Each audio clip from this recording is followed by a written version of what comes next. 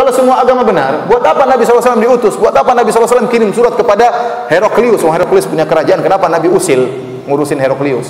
Ila azimir Rum, Herakl, kepada penguasa Romawi Heraklius. Kata Nabi, aslim taslam, masuk Islam kau selamat. Kalau enggak, fa inna ma 'alaika itsmul arisiyin. Kalau kau tidak beriman, kata Muhammad SAW, kau akan menanggung dosa rakyatmu seluruhnya. Bayangkan ancaman yang berat dari Nabi. Kalau kau tidak beriman wahai Heraklius, dalam Sahih Bukhari, kau akan menanggung seluruh dosa rakyatmu karena kau pemimpinnya.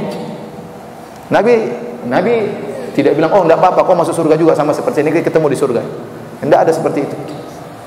Buat apa Nabi mendakwai orang Yahudi kalau semuanya masuk surga? Ngapain? Muhammad artinya kurang kerjaan dakwahi mereka. Buat apa Nabi kirim Mu'adz bin Jabal ke negeri Yaman untuk mendakwai orang Yahudi, dakwai orang Nasrani, kalau semuanya ternyata masuk surga? Buat apa ada Al-Quran kalau ternyata sudah expire di zaman sekarang? Dan buat apa ada Al-Quran kalau ternyata sudah ada Injil dan Taurat sebelumnya? Ngapain ada Al-Quran?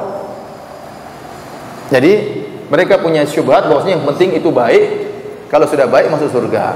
Sekarang kita tanya sama orang liberal, wahai orang liberal, wahai orang pluralis, kalau ada orang ateis baik, masuk surga atau tidak? Menurut kaidah mereka harusnya apa? Ada orang ateis ternyata baik, ramah sama tetangga baik, masuk surga atau tidak? Menurut mereka harusnya masuk surga. Kita bilang sama orang ateis tersebut, Anda baik, Anda pasti masuk surga karena Anda baik. Kata orang ateis tersebut, surga itu apa? Saya tidak percaya. Dia sendiri tidak mau masuk surga, ente sendiri masuk surga, gimana ceritanya? Dia sendiri tidak percaya sama surga, ente paksa dia masuk surga. Jadi karenanya ikhwan, kalau kita bicara liberal ini dunia yang sangat luas ya. Dan mereka tidak pernah saling bantah-bantah.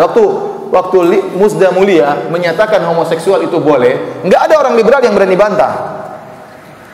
Nggak ada orang pluralis yang berani bantah. Kenapa? Kalau meskipun saya yakin tidak semua orang liberal menghalalkan homoseksual, pasti masih ada yang nalurinya masih bagus. Saya yakin tidak semua menghalalkan homoseksual. Namun kenapa tidak ada yang bantah? Karena kalau ada orang liberal membantah, orang liberal juga, maka dia bukan liberal kalau begitu. Namanya konsekuensi dari liberalisme yaitu biarin orang berpendapat, ngapain dibantah. Oleh karena tidak ada yang berani bantah Musda Mulia.